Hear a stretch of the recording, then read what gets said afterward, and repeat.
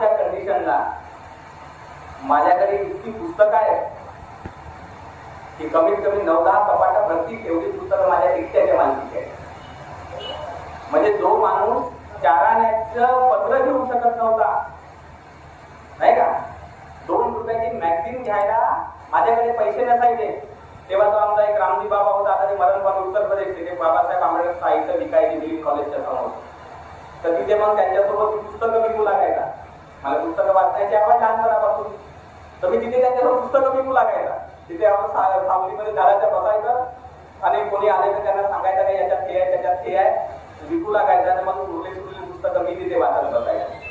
म्हणजे 2 रुपयाची मॅगझिन घ्यायचं माझ्याकडे परिस्थिती नव्हती.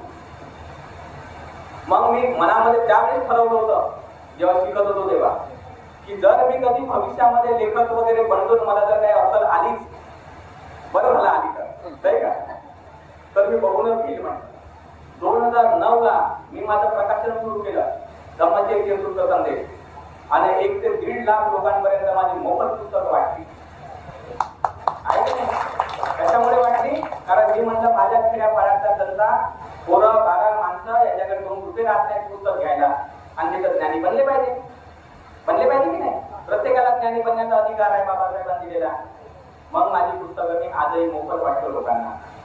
काही पुस्तकांच्या किमती आहेत कारण आता लोक देऊ शकतात पैसे, पण त्यावेळेस गरीब परिस्थितीचे लोक देऊ नाही शकायचे पैसे, तर त्यावेळेस माझी पुस्तकं मी फ्री द्यायचो.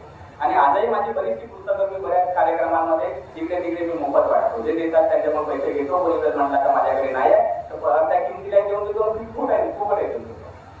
कारण आमच्याकडे तो विषय नाही आहे पैसे कमवण्याचा, आमच्याकडे विषय आहे बाबासाहेबांचा विचार पोहोचवण्याचा. कारण विचार पोहोचल तर बुद्धी चांगली बनत, बुद्धी चांगली बनली तर तुमची परिस्थिती तुम्ही दुरुस्त करा. माझं काय काम करत, तुमची परिस्थिती तुम्हाला दुरुस्त करताय.